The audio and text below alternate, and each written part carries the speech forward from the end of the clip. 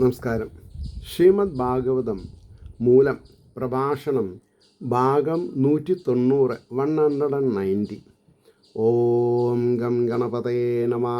ഓം some സരസ്വതേ സ്വാഹ. ഓം ശ്രീ ഗുരുഭ്യോ നമഃ. ഓം ശ്രീ രംഗനാഥ ശർമ്മണേ നമഃ. നാരായണ നാരായണ നാരായണ നാരായണ നാരായണ നാരായണ നാരായണ നാരായണ നാരായണ നാരായണ നാരായണ. ഓം ശ്രീകൃഷ്ണാർപ്പണമസ്തു. ഓം ശ്രീകൃഷ്ണായ പരമാത്മനേ നമഃ. ഓം ശ്രീകൃഷ്ണായ പരബ്രഹ്മണേ നമഃ. ഹരേ രാമ രാമ രാമ ഹരേ ഹരേ ഹരേ കൃഷ്ണ കൃഷ്ണ കൃഷ്ണ ഹരേ ഹരേ. ഓം ശ്രീ രുക്മിണി സത്യഭാമ സമേത ശ്രീ ഗോപാലകൃഷ്ണസ്വാമിനേ നമഃ. ഇന്ന് ശ്രീമദ് ഭാഗവതം മൂലം പ്രഭാഷണത്തിൽ ദ്വിതീയ സ്കന്ധത്തിൽ 10-ാം അധ്യായത്തിൽ 30-ാമത്തെ ശ്ലോകമാണ് പറയേണ്ടത്. നിദിധ്യാസോരാത്മമായാം ഹൃദയം നിരുവിധ്യതാ തതോ മനസ്തതശ്ചന്ദ്രാ സങ്കൽപ്പ കാമയേവചാം. നിദിധ്യാസോർ ആത്മമായാം ഹൃദയം നിരുവിധ്യതാ തതോ മനസ്തതശ്ചന്ദ്രാ സങ്കൽപ്പ കാമയേവച. കയ്യേ കാല് കണ്ണ് മൂക്ക് രസവർദ്ധനയായിട്ടുള്ള നാവ് തൊക്കെ കയ്യേ കാലൊക്കെ ഉണ്ടായില്ലോ. അതേപോലെ മായയെ ജയിക്കാൻ ഭഗവാനെ വെച്ച് ആരാധിക്കാൻ ഒരു ഹൃദയം വേണം. അതിനു വേണ്ടി മനസ്തത്ര ചന്ദ്രസങ്കല്പ, ചന്ദ്രനെ സങ്കല്പിച്ചു എന്നാണ്. ഓരോരുത്തരുടെയും ഹൃദയം സത്യത്തിൽ അതിൻ്റെ ദേവത ആരാ? ചന്ദ്രനാണ്. ചന്ദ്രനാണ് വൃദ്ധിക്ഷയങ്ങളുള്ളത്. ആ വൃദ്ധിക്ഷയങ്ങൾ എന്ന് പറഞ്ഞാൽ പ്രഥമ ദ്വിതീയ തൃതീയ ചതുർത്ഥി പറഞ്ഞിങ്ങനെ വലുതാവും. അത് കഴിഞ്ഞാൽ കർത്തവാവ് വരും, വെളുത്തവാവ് വരും, വെളുത്തവാവ് വരും, കർത്തവാവ് വരും, ഇങ്ങനെ വൃദ്ധിക്ഷയങ്ങൾ. അപ്പം മനസ്സിന് ഇതാണെങ്കിൽ ഈശ്വരാരാധന എന്ന മാധ്യമത്തിൽ കൂടി ഈ വൃദ്ധിക്ഷയങ്ങൾ ഈശ്വരോപാസനയെ ബാധിക്കരുത്. മനസ്സിലായില്ലേ? അപ്പോൾ അതിൻ്റെ അർത്ഥം പറഞ്ഞാൽ നമുക്ക് മനസ്സിലാവും. തൻ്റെ മായയെ ഏറ്റവും ചിന്തിപ്പാനിച്ഛിച്ച പുരുഷൻ, തൻ്റെ മായ. അപ്പോൾ മായയെ തരണം ചെയ്യണമെന്നുണ്ടെങ്കിൽ ഭഗവാന്റെ കടാക്ഷം തന്നെ വേണം. തൻ്റെ മായയെ ചിന്തിപ്പാനിച്ഛിച്ച പുരുഷൻ്റെ കമലാകാരമായ അധിഷ്ഠാനം. കമലാകാരം എന്ന് പറഞ്ഞാൽ എന്താ? താമരയുടെ ആകാരത്തോട് കൂടിയിട്ടുള്ളതെന്ന് അർത്ഥം പറയും. അപ്പോൾ കമലാകാരമായ അധിഷ്ഠാനം ഉണ്ടായി. അതിൽ മനസ്സെന്ന ഇന്ദ്രിയവും അതിൽ നിന്ന് ചന്ദ്രനും പദാർത്ഥ ചിന്തയും അഭിലാഷവുമുണ്ടായി. ഇനി അതിൻ്റെ ഭാവാർത്ഥം, ആത്മാവിൻ്റെ പ്രകൃതി കാര്യത്തെക്കുറിച്ച് ചിന്തിപ്പാൻ ആഗ്രഹിച്ചപ്പോൾ ഹൃദയമുണ്ടായി. അതിൽ ചിന്തിക്കുന്ന ഇന്ദ്രിയം മനസ്സ്, അതിൻ്റെ ദേവത ചന്ദ്രൻ, സങ്കല്പം വിഷയം. അപ്പോൾ വിഷയം ചിന്തിക്കാനാണ് മനസ്സ്. ആ മനസ്സിനെ ഒതുക്കുക എന്നുള്ളതാണ് ഭക്തൻ്റെ ഉദ്ദേശം. അപ്പോൾ വിഷയത്തെ ചിന്തിക്കാതെ കണ്ട് പരമപുരുഷനെ ധ്യാനിക്കാൻ പഠിച്ചാൽ മതി. അഭിലാഷം സാധിക്കുന്നത് ഫലം. അപ്പോൾ അഭിലാഷം എന്തായിരിക്കണം? ഈശ്വരപ്രാപ്തി, അല്ലാണ്ട് മായാപ്രാപ്തിയല്ല. അത് കഴിഞ്ഞ് 31-ാമത്തെ ശ്ലോകം, ത്വക്ചർമ്മമാംസ രുധിരമോദോ മോദം രുധിരം മേദോ മജ്ജ അസ്ഥിധാതവ ഭൂമി തേജോമയ സപ്ത പ്രാണോ വ്യോമാംബുവായുഭി. വ്യോമവും അമ്പുവും എന്ന് പറഞ്ഞാൽ ആകാശവും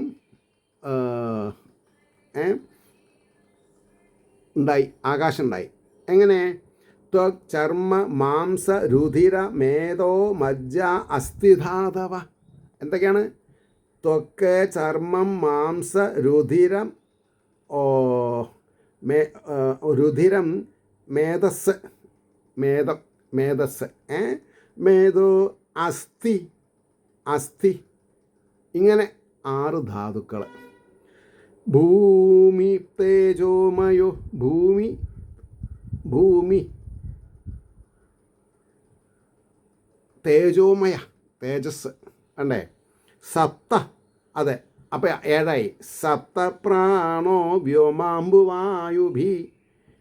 അതിൻ്റെ അർത്ഥം പറയുമ്പോൾ കുറച്ചുകൂടി മനസ്സിലാവും. മീതെയുള്ള സൂക്ഷ്മമായ തോല്, മാംസത്തിന് മീതെയുള്ള സൂക്ഷ്മമായ തോല്, തോലിനുള്ളിലുള്ള സ്ഥൂലമായ തോല്, മാംസം രുധി. അപ്പോൾ തോല്, പിന്നെ മാംസം, രക്തം, മേധാന്ന് പറഞ്ഞാൽ നെയ്യ്, നെയ്യ്, പശ, മജ്ജയ്ക്കാണ് പശ എന്ന് പറഞ്ഞത്. അസ്ഥി, അതായത് എല്ല്. ഈ ധാതുക്കൾ, ശരീരത്തിലുള്ള പദാർത്ഥങ്ങൾ, പിന്നെ ഭൂമി, ജലം, അഗ്നി ഇവയാകുന്ന കാരണദ്രവ്യങ്ങളിൽ നിന്നുണ്ടായ കാര്യദ്രവ്യങ്ങൾ 7. പ്രാണനാകട്ടെ ആകാശം, ജലം, വായു ഇവയുടെ കാര്യഭൂതമാണ്. ആകാശം, ജലം, വായു. അഗ്നിനെ പറ്റി പറഞ്ഞു കഴിഞ്ഞിട്ടുണ്ട്, അതാ നമ്മൾ മനസ്സിലാക്കേണ്ടത്. അപ്പോൾ അധിദൈവം, അധ്യാത്മം, അതിഭൂതം എന്നീ ഭേദങ്ങളെ വേർതിരിച്ച് കാട്ടിയ ശേഷം അതിൻ്റെ അംശഭൂതങ്ങളായ ധാതുക്കളുടെ സ്വരൂപത്തെ പറയുന്നു. സൂക്ഷ്മമായിട്ടും പുറമേ വ്യാപിച്ചിരിക്കുന്നതുമായ ത്വക്ക്, അതിൻ്റെ അന്തർഭാഗത്തുള്ളതും സ്ഥൂലമായിരിക്കുന്നതുമായ ചർമ്മം, മാംസം, രുധിരം, മേധസ്, മജ്ജ, അസ്ഥി എന്നീ 7 ധാതുക്കൾ ഭൂമി, ജലം, വന്നി എന്ന് 3 ഭൂതങ്ങളുടെ വികാരങ്ങളായിട്ടുണ്ടായി. ആകാശം, ജലം, വായു ഈ 3ൻ്റെയും സമുദായ രൂപമായിട്ട് പ്രാണനുമുണ്ടായി. സമുദായം, ഇവരേനൊക്കെ ഒന്നായിട്ട് കണക്കാക്കുന്ന ആളാണ്. അപ്പോൾ പിന്നെ പ്രാണനുമുണ്ടായി എന്ന് പറഞ്ഞു. ഇനി 32ാമത്തെ ശ്ലോകം. ഗുണാത്മകാൻ ഇന്ദ്രിയാണി ഭൂതാദിപ്രഭവാ ഗുണാ മനഃസർവവികാരാത്മാ ബുദ്ധിർവിജ്ഞാനരൂപിണി. ഗുണാത്മകാൻ ഇന്ദ്രിയാണി ഭൂതാദിപ്രഭവാ ഗുണാ മനഃസർവവികാരാത്മാ ബുദ്ധിർവിജ്ഞാനരൂപിണി. ഇന്ദ്രിയങ്ങൾ, ഗുണകാര്യങ്ങൾ, ഗുണങ്ങൾ, ഭൂതങ്ങളുടെ ആദിയിലുണ്ടായ അഹങ്കാരത്തിൽ നിന്നുണ്ടായവ, മനസ്സ് എല്ലാ വികാരങ്ങളുടെയും സ്വരൂപമാകുന്നു, സർവ വികാരങ്ങളുടെയും സ്വരൂപമാകുന്നു. ബുദ്ധി പലവിധമായ ജ്ഞാനമാകുന്ന രൂപത്തോടു കൂടിയതാണ്. ഈ ബുദ്ധി എന്ന് പറഞ്ഞത് പലവിധമായ, കുബുദ്ധിയുണ്ട്, സുബുദ്ധിയുണ്ട്, ചെയ്യരുതാത്ത ബുദ്ധി, ചെയ്യേണ്ടതായ ബുദ്ധി, ഒഴിവാക്കേണ്ട ബുദ്ധി, ഇങ്ങനെയൊക്കെ പലതും പറയും.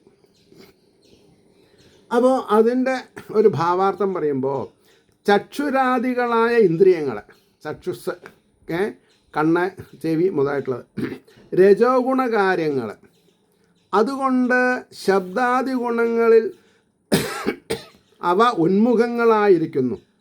ഉന്മുഖങ്ങൾ, അധോമുഖങ്ങളും ബഹിർമുഖങ്ങളായിട്ടും. ഗുണങ്ങളാകട്ടെ ഭൂതാദിയായ അഹങ്കാരത്തിൻ്റെ കാര്യങ്ങൾ. മനസ്സ് കാമാദികളായ സർവവികാരങ്ങളുടെ സ്വരൂപമാകുന്നു. എല്ലാ വികാരങ്ങളുടെയും രൂപമാണ് മനസ്സ്.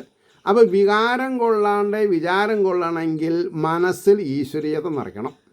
ഇത് വളരെ അത്യാവശ്യമാണ്. ഇത് ചെയ്യാണ്ടിരുന്നിട്ട് ഒരു കാര്യമില്ല, എന്നാൽ എവിടെ എത്തില്ല. ഇത് ചെയ്തിട്ടില്ലെങ്കിൽ എവിടെ എത്തില്ല. അപ്പോൾ ബുദ്ധി വിജ്ഞാന സ്വരൂപമെന്ന് പലവിധമായ ജ്ഞാനത്തിൻ്റെ സ്വരൂപമായിരിക്കുന്നതല്ലാതെ പരമാർത്ഥത്തെ മാത്രം ഗ്രഹിക്കുന്നതല്ല ബുദ്ധി എന്ന് ധരിക്കണം. അപ്പോൾ എനിക്ക് ബുദ്ധിയുണ്ട്, എൻ്റെ മകൻ ബുദ്ധിമാനാണ് എന്ന് പറഞ്ഞ് ഘോഷിക്കരുത്. അവിടെ നമുക്ക് തെറ്റുപറ്റും. എന്താ അങ്ങനെ പറയാൻ കാരണം? നോക്കൂ, പലവിധമായ ജ്ഞാനത്തിൻ്റെ സ്വരൂപമായിരിക്കുന്നതല്ലാതെ പരമാർത്ഥത്തെ മാത്രം ഗ്രഹിക്കുന്നതല്ല ബുദ്ധി. അതിന് ആത്മാവന്നെ വേണം. ആത്മാവ് കൊണ്ട് ആത്മാവിനെ മനസ്സിലാക്കുക എന്നുള്ള ബുദ്ധി പ്രവർത്തിക്കുന്നത് ആത്മാവിൻ്റെ സവിധത്തിലാണ്. അപ്പോൾ ആത്മാവാണ് സുപ്രീം, അത് മനസ്സിലാക്കണം, ബുദ്ധിയല്ല. സുബുദ്ധിയാണെങ്കിൽ ശരി, കുബുദ്ധി ആവാം. അടുത്തത്, ഏതത് ഭഗവതോ രൂപം സ്ഥൂലം തേ വ്യാഹൃതം മയാം മാഹ്യാദിഭിശ്ചാവരണേ അഷ്ടഭിർബഹിരാവൃതം ഏതൽ ഭഗവതോ രൂപം സ്ഥൂലം തേ വ്യാഹൃതം മയാ മഹ്യാദിഭിശ്ച ആവരണേ അഷ്ടഭിർബഹിരാവൃതം. മഹ്യാദിഭി ഭൂമി മുതലായ ആവരണങ്ങളെ 8 വിധത്തിലുള്ള ആച്ഛാദന വസ്തുക്കളാൽ, വളരെ മനസ്സിലാക്കണം, ഇതാണ് ശരീരശാസ്ത്രമാണ്. ശരീരത്തിൻ്റെ ഉത്കൃഷ്ടമായ അവസ്ഥ മോക്ഷത്തെ പ്രാപിപ്പിക്കുന്ന ഗ്രന്ഥമാണ് ഭാഗവതം എന്ന് പറഞ്ഞാൽ നിങ്ങൾ മനസ്സിലാക്കണം എന്തുകൊണ്ടാണ്. Under the sun all are equal. ഈ ഒരു സബ്ജക്റ്റ് വെച്ച് ഇവിടെ എല്ലാവരും ഒരേപോലെയാണ്. പക്ഷേ എല്ലാവരും ഈ അദൃശ്യ ശക്തിയെ മാനിച്ചാൽ മാത്രമേ അതിൻ്റെ പ്രൊട്ടക്ഷൻ നമ്മൾക്ക് ഉണ്ടാവുള്ളൂ. ഭാരതവാസികളായിട്ടിരിക്കുന്നോളം കാലം ഭാഗവതത്തെ തൃണവൽക്കരിക്കാൻ പറ്റില്ല. നമ്മൾ എന്ത് ശബ്ദകോലാഹലങ്ങൾ ഉണ്ടാക്കിയാലും, പറഞ്ഞു മനസ്സിലായില്ലേ, ഈ ഒരു സബ്ജക്റ്റിനെ ഒഴിവാക്കിക്കൊണ്ട് ഈ സബ്ജക്റ്റിനോട് കൂറ് കാണിക്കാണ്ട് ഇവിടെ ആർക്കും എന്താ കാരണം? സത്യം മണിയടിച്ചു അമ്പലത്തിൽ എന്താ പറയാൻ കാരണം? ഭാരതത്തിലെ തത്വചിന്തകൾ അനാദികാലം മുതൽക്കാണ്. അതിനെ സൂപ്പർസീഡ് ചെയ്യാൻ ഒന്നിനും സാധിക്കില്ല. ഇതിൻ്റെ മുമ്പിൽ എല്ലാം നിഷ്പ്രഭാവും. സൂര്യൻ്റെ മുന്നിൽ മിന്നാമിനുങ്ങുകൾ നിൽക്കില്ല. അത് മനസ്സിലാക്കണം. നമ്മൾ ഓരോരുത്തരും ഇതിൻ്റെ ഖ്യാതി മനസ്സിലാക്കി അതിൽ ആകൃഷ്ടരായാൽ മതി. നമ്മളെ ആർക്കും ഒന്നും ചെയ്യാൻ പറ്റില്ല. അപ്പോൾ പറഞ്ഞു, സ്ഥൂലമായ സ്വരൂപം എന്നാൽ അങ്ങയോടെ പറയപ്പെട്ടു. ഇതുവരെ പറഞ്ഞ സ്വരൂപത്തെ ഉപസംഹരിക്കുന്നു. പൃഥിവി, ജലം, അഗ്നി, വായു, ആകാശം, അഹങ്കാരം, മഹത്വത്വം, അവ്യക്തം എന്ന 8 വിധം ആവരണങ്ങളാൽ ബഹിർഭാഗത്തിൽ മറയ്ക്കപ്പെട്ടതും, പുറമേ കാണില്ല ഈ ബ്രഹ്മചൈതന്യത്തിനെ, മറയ്ക്കപ്പെട്ടതും ബ്രഹ്മാണ്ഡ രൂപവുമായ ഭഗവാന്റെ സ്ഥൂലരൂപം ഇതാകുന്നു. ഇതിൻ്റെ വിവരണം ഞാൻ അങ്ങയോട് പറഞ്ഞു എന്ന് പറഞ്ഞു നിർത്തി. അടുത്തത് 34-ാമത്തെ ശ്ലോകം. അതപരം സൂക്ഷ്മതമം അവ്യക്തം നിർവിശേഷണം അനാദിമധ്യനിധനം നിത്യം വാഗ്മനഃ പരം. അതപരം സൂക്ഷ്മതമം അവ്യക്തം നിർവിശേഷണം അനാദിമധ്യനിധനം നിത്യം വാഗ്മനഃ പരം. ഇനിമേൽ അത്യന്തം സൂക്ഷ്മവും വ്യക്തവുമല്ലാത്തതും വിശേഷണങ്ങൾ കൊണ്ട് വേർതിരിച്ചു കാട്ടുവാൻ കഴിയാത്തതും ആദിയും മധ്യവും അവസാനവുമില്ലാത്തതും എന്നും ഒരുപോലെ ഇരിക്കുന്നതും. നമ്മൾക്ക് ഓർമ്മ വെച്ച ദിവസം മുതൽ ഇന്നേ വരെ നമ്മുടെ ആത്മാവിൻ്റെ സവിധത്തിലാണ് നമ്മളൊക്കെ ചെയ്തിട്ടുള്ളത്. അന്ന് ഒരു 3 വയസ്സ് മുതൽക്ക് ഇന്ന് വരെയുള്ള എല്ലാ കാര്യം നമ്മൾക്ക് റെഡി റെക്കണറായിട്ട് ഓർമ്മപ്പെടുത്തി തരുന്നതാരാ? അന്തര്യാമി. The one of the super duper കമ്പ്യൂട്ടറാണത് ഈ മനസ്സെന്ന് പറഞ്ഞത്, അല്ലെങ്കിൽ ഈ ശരീരം. അതിനെ വെല്ലാൻ ഇന്ന് ഈ ഭൂമണ്ഡലത്തിൽ വേറൊരു എക്യുപ്മെൻറ്റ് ഭഗവാൻ സൃഷ്ടിച്ചിട്ടില്ല. ഇത് നമ്മൾ മനസ്സിലാക്കണം. അതുകൊണ്ടാണ് ആദിയും മധ്യവും അവസാനവും ഇല്ലാത്തതും എന്നും ഒരുപോലെ ഇരിക്കുന്നതും വാക്കിനും മനസ്സിനും അപ്പുറത്തിരിക്കുന്നതുമായ. അതുകൊണ്ട് വാക്കുകൊണ്ടും മനസ്സുകൊണ്ടും ബുദ്ധി കൊണ്ടും ആത്മാവിനെ അറിയപ്പെടാൻ സാധിക്കില്ല. എന്നാൽ ഇതൊക്കെ വർക്ക് ചെയ്യണതോ ആത്മാവുള്ളതുകൊണ്ടാണ്. ഇനിയും അതിനെ നമുക്ക് നിഷേധിക്കാൻ പറ്റുമോ? നിങ്ങൾ ഈശ്വരനെ നിഷേധിച്ചോളൂ. ഈ ഒരു ചോദ്യത്തിന് നിങ്ങളുടെ എന്താ ആൻസർ? അതുകൊണ്ട് ഭഗവാന്റെ രൂപമുണ്ട്, അതിനപ്പുറത്തിരിക്കുന്നതുമായ ഭഗവാന്റെ രൂപമുണ്ട്. അതാണ് ബാലാഗ്ര ശതഭാഗസ്യ വിസ്തരസ്യ ഏകോ ജീവ എന്നുള്ള പ്രമാണം. ഒരു തേജോ പുഞ്ചം പ്രണക്ഷയോ നിരാകാരമാണത്, ആകാരമില്ല. മനസ്സിൽ നിങ്ങൾ എന്ത് വിചാരിക്കണോ ആ രൂപം ഉണ്ട് ഇനി അതിന്. അപ്പോൾ പറഞ്ഞു, സ്ഥൂല രൂപത്തെ പറഞ്ഞ ശേഷം ഇതിൽ നിന്ന് വിലക്ഷണവും സൂക്ഷ്മവുമായ സമഷ്ടിലിംഗ ശരീരത്തെപ്പറ്റി ഇനിമേൽ പറയുന്നു. ഈ സ്ഥൂല രൂപത്തിൽ നിന്നും അന്യവും സ്ഥൂലത്തിന് കാരണവും എപ്പോഴും ഏകരൂപവും വാക്കിനും മനസ്സിനും വിഷയമല്ലാത്തതും അത്യന്തം സൂക്ഷ്മവും ലക്ഷണം പറവാൻ സാധിക്കാത്തതും നേത്രാദികളായ ഇന്ദ്രിയങ്ങൾ കൊണ്ട് അറിവാൻ കഴിയാത്തതാകയാൽ അവ്യക്തവും ഉൽപ്പത്തി സ്ഥിതിലയമില്ലാത്തതുമായ സൂക്ഷ്മരൂപം ഭഗവാനുള്ളത് യാതൊന്നോ അതുതന്നെ സമഷ്ടി കാരണ ശരീരം. ഈ കാണുന്ന പ്രപഞ്ചം ഈ ഉള്ളിലിരിക്കുന്ന ചൈതന്യത്തിൻ്റെ സ്ഥൂലരൂപമാണ് സമഷ്ടി. ഉള്ളിലിരിക്കുന്നത് വിഷ്ടി. 35 അമുനി ഭഗവത് രൂപേ മയാതേ അനുവർണിതേ ഉഭേ അഭി ന ഗൃഹ്ണന്തി മായാ സൃഷ്ടേ വിഭശ്ചിതാം. അമുനി ഭഗവത് രൂപേ മയാതേ അനുവർണിതേ ഉഭേ അഭി ന ഗൃഹ്ണന്തി മായാ സൃഷ്ടേ വിഭശ്ചിതാം. അപ്പോൾ പറയണു ഭഗവാന്റെ ഈ 2 രൂപങ്ങൾ സ്ഥൂല സൂക്ഷ്മങ്ങൾ എന്നാൽ അങ്ങയോടെ ക്രമത്തിൽ വർണ്ണിക്കപ്പെട്ടു. മായയാൽ സൃഷ്ടിക്കപ്പെട്ട ഈ 2ഉം വിദ്വാൻമാർ സ്വീകരിക്കുന്നില്ല. വിദ്വാൻമാർ മായാസൃഷ്ടി സമ്മതിക്കില്ല. അത് ഭാവാർത്ഥം പറയുമ്പോൾ നമുക്ക് മനസ്സിലാവും. ഈശ്വരനെ ഉപാസിപ്പാൻ വേണ്ടി പറയപ്പെട്ടതായ ഭഗവാന്റെ ഈ 2 രൂപങ്ങളും മായാകൽപ്പിതങ്ങളാണെന്ന് ഉപദേശിക്കുന്നു. സ്ഥൂല സൂക്ഷ്മങ്ങളായ ഭഗവാന്റെ ഈ 2 രൂപങ്ങളും ഉപാസിപ്പാനുള്ള മാർഗമായിട്ട് ഞാൻ അങ്ങയോടെ ക്രമത്തിൽ വർണ്ണിച്ചു.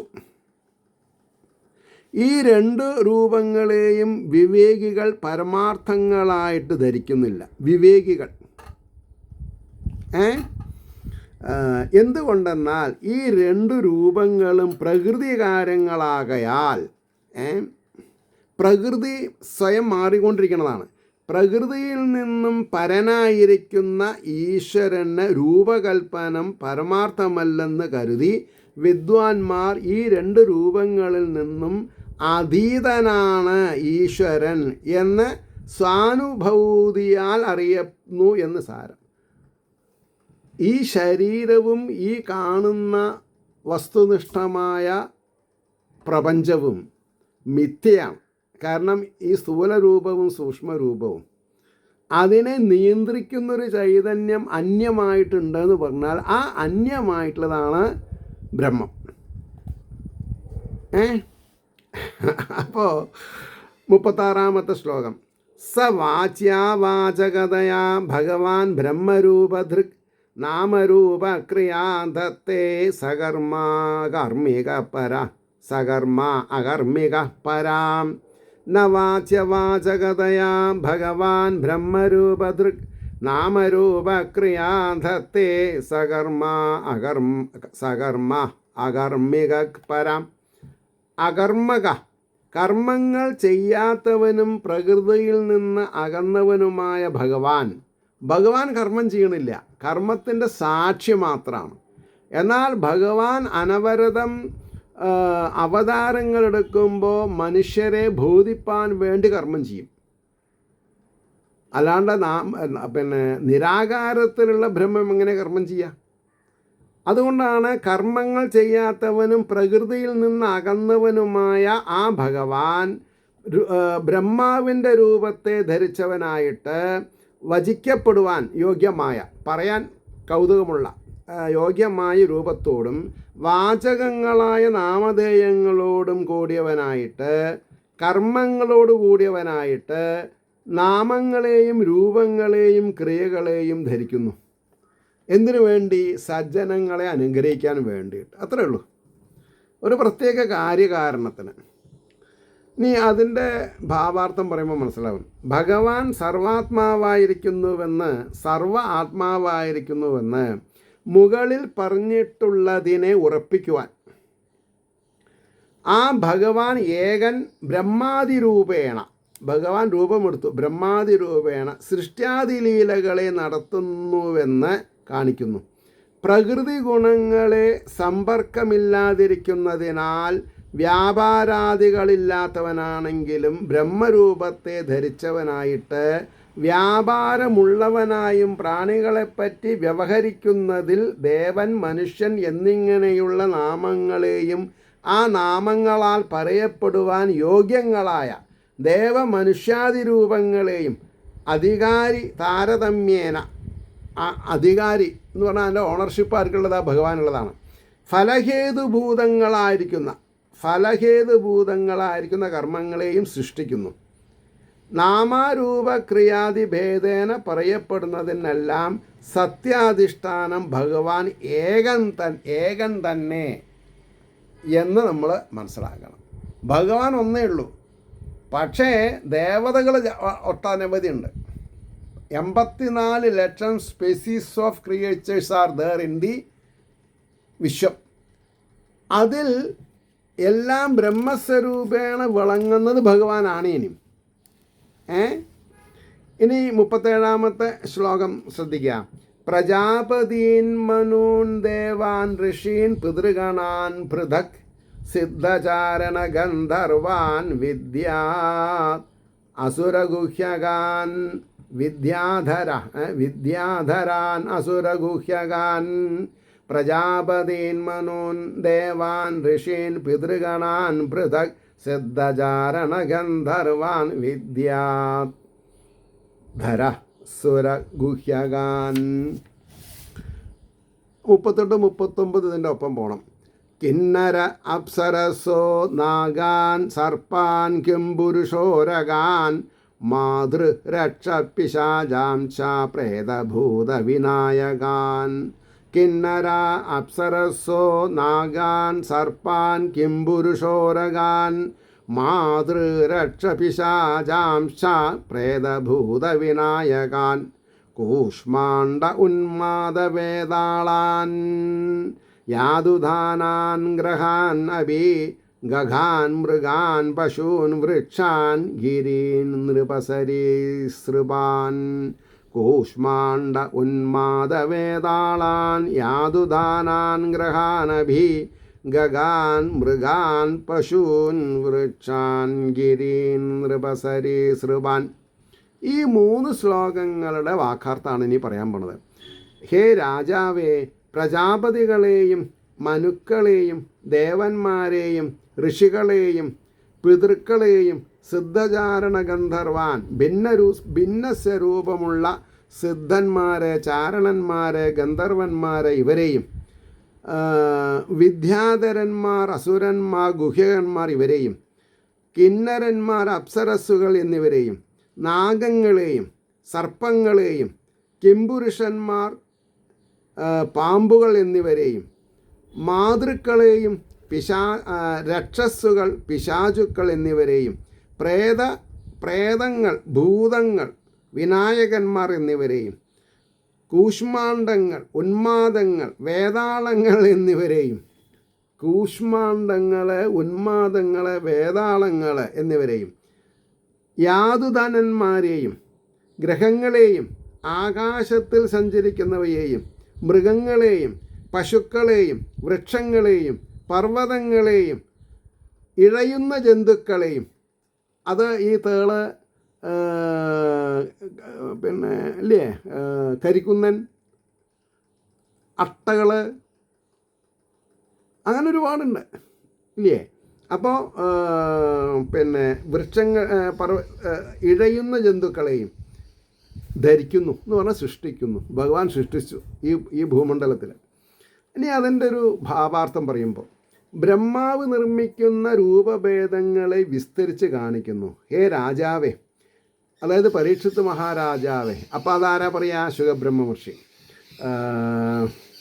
പ്രജാപതികൾ, മനുക്കൾ, ദേവന്മാർ, ഋഷികൾ, പല പിരിവുള്ള പിതൃക്കൂട്ടങ്ങൾ, സിദ്ധന്മാരെ, ചാരണന്മാരെ, ഗന്ധർവന്മാരെ, വിദ്യാധരന്മാരെ, അസുരന്മാരെ, ഗുഹ്യകന്മാരെ, കിന്നരന്മാരെ, അപ്സരസ്സുകൾ, നാഗങ്ങൾ, സർപ്പങ്ങൾ, കിംപുരുഷന്മാർ, ഉരകങ്ങൾ, മാതൃക്കൾ, രാക്ഷസന്മാർ, പിശാചുക്കൾ, പ്രേതങ്ങൾ, ഭൂതങ്ങൾ, വിനായകന്മാർ, കൂഷ്മാണ്ഡഗ്രഹങ്ങൾ, ഉന്മാദദേവതകൾ, വേതാളങ്ങൾ, യാതുധനന്മാർ, ഗ്രഹങ്ങൾ, പക്ഷികൾ, മൃഗങ്ങൾ, പശുക്കൾ, വൃക്ഷങ്ങൾ, ഗിരികൾ, അതായത് പർവ്വതങ്ങൾ, മലമ്പാമ്പുകൾ ഈ വക രൂപങ്ങളെ അതായത് ഈ നാഗനും സർപ്പങ്ങളിലും പെടാത്തതാണ് ഏത്? മലമ്പാമ്പ്. ആലോചിച്ച് നോക്കണം അല്ലേ? കർമാനുസാരേണ ഇതൊക്കെ എങ്ങനെയാ? കർമാനുസാരേണ ബഹുവിധ ശരീരങ്ങളിൽ ജീവരൂപേണ ഭഗവാൻ തന്നെ വ്യാപരിക്കുന്നു എന്ന് സാരം. ജീവരൂപേണ ഉള്ളത് ഭഗവാനാണ്. അപ്പോൾ ഭഗവാൻ നമ്മുടെ ഉള്ളിലാണ്, ഭഗവാനാണ് നമ്മൾ. ഈ അറിവ് ആണ് അഹം ബ്രഹ്മാസ്മി. അപ്പോൾ ആരോട് പോയി ചോദിക്കും എനിക്ക് പണം വേണമെന്ന്? ഞാൻ ജീവരൂപത്തിലുള്ള ബ്രഹ്മസ്വരൂപനാണെങ്കിൽ ഞാൻ ആരോട് പോയി ചോദിക്കും? അപ്പോൾ അതിന് ഞാൻ കർമ്മം ചെയ്യണം, സത്കർമ്മനിരതനായിട്ട് ഇരുന്നാൽ മതി. അപ്പോൾ 40ാമത്തെ ശ്ലോകം, ദ്വിവിധ ചതുർവിധായേ അന്യേ ജലസ്ഥലന ഭോഗസ കുശല കുശല കുശല അകുശല എന്നർത്ഥം. കുശല അകുശല മിശ്ര, കുശലവും കുശലമില്ലാതെയും ഇതിൻ്റെ രണ്ടിൻ്റെയും മിശ്രവും. കർമ്മണാം ഗതയസ്ത്യുമാം ദ്വിവിധ ചതുർവിധായേ അന്യേ ജലസ്ഥലന ഭോഗസ കുശല കുശല മിശ്ര കർമ്മണാം ഗതയസ്ത്യുമാം. 2 വിധത്തിലും 4 വിധത്തിലും ജലം, സ്ഥലം, ആകാശം ഇവയിൽ വസിക്കുന്ന അന്യങ്ങൾ യാവ ചിലതോ എത്രയുണ്ട് അവയെയും സൃഷ്ടിക്കുന്നു.